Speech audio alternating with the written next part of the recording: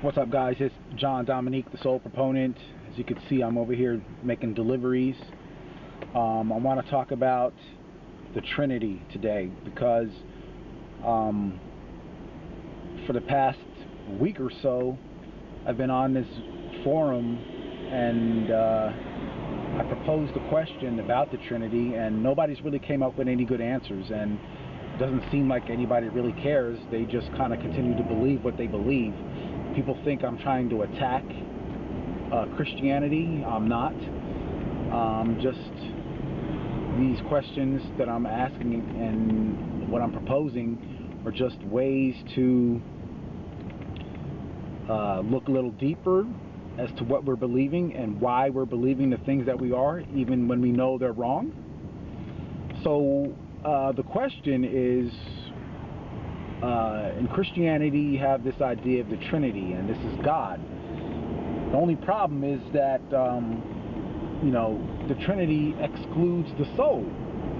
And the question is, well, if the Trinity is God, but it excludes the soul, then how can God be infinite?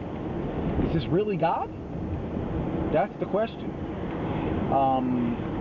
God is infinite, but the Trinity excludes the soul. So we're trying to say that basically there's one of two things. God is not infinite, or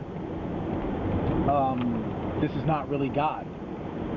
It's one of the two things. And I'm trying to figure out, some of the answers I got from people were, well, there's no answer to that question. I highly doubt it.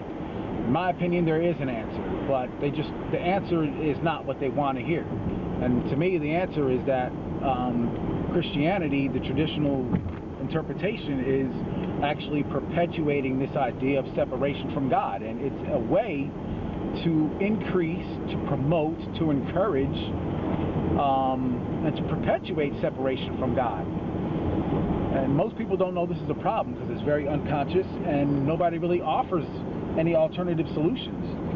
So that's why I'm here. This is part of the reason why John Dominique, the Soul Proponent, is doing these videos, to offer an alternative solution. The solution is the soul. People think the soul is here to destroy Christianity. It's not. It's here to fulfill.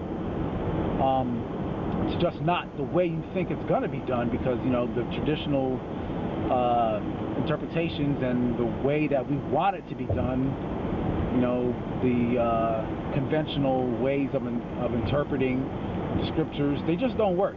So we're going to have to throw them out and come up with something better. And there is something better, but it's difficult, it's not easy. People won't take the time to understand it because it's comfortable and easier to just go with what everyone else is saying and to just tag along with what's popular.